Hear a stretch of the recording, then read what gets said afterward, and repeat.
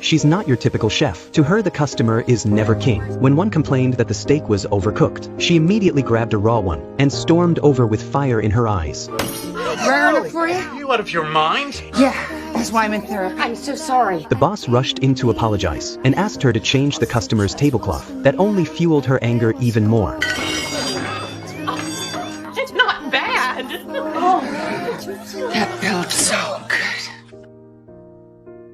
Kate was a top-tier chef earning $1 million a year. She held a powerful position in the restaurant. Her cooking was flawless. Without her, the place couldn't function. But what she didn't see coming was that her spot was about to be replaced. One day, while busy in the kitchen, Kate suddenly got a call about her sister's car accident. She rushed to the hospital in a panic, but it was too late. Her sister had passed away. The always strict and composed Kate couldn't hold back her tears. Faced with the sudden tragedy, Kate chose to stay at the hospital. But back at the restaurant, things were falling apart without their sole chef. Staff whispered about how long the place could last without Kate. And just then, Kate returned to the kitchen. Exhausted and grieving, she threw herself back into work. But the noise and pressure in the kitchen overwhelmed her. When she finally had a quiet moment to read her sister's final words, she broke down again. Through the window, the boss saw her completely fall apart. He held her hand tightly and gave her a full week off. Soon after she pulled herself together, Kate came back to work as usual. But the moment she walked in, she noticed something strange. The restaurant wasn't suffering without her. In fact, it was packed and buzzing. When she entered the kitchen,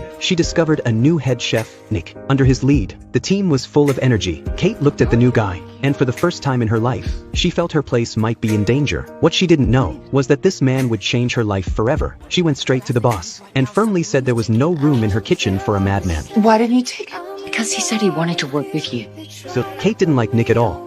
Being emotionally sharp, sensed it right away. Trying to ease the tension, he made one of his signature dishes just for Kate, but she coldly turned him down. My grandmother whispered this recipe into my ear on her deathbed. She brought it over from the old country, and I made it especially for you today. Perfect. There you go. To set boundaries, Kate split the work schedule in two, but Nick didn't seem to care. He kept hovering around her anyway. While Kate was fully focused on plating a dish like a piece of art, Nick leaned in too close and ruined her creation. In that moment, all the frustration Kate had bottled up finally exploded. This is my kitchen. I've worked really hard to get here, and I'm not going to let you take it away from me, okay? And what makes you think I want to take it away from you? What else could you possibly want? Overwhelmed, Kate locked herself in the walk-in fridge, hoping the cold would calm her down. What she didn't expect was that Nick followed her in. I don't need this job. I can work wherever I want. I'd like to work here because it's an honor to cook with you. So if you want me to go, you just say the word. Feeling rejected, Nick started thinking about quitting, but when Kate found out, she let go of her pride and asked him to stay. I want you to stay. Love to, but you never asked.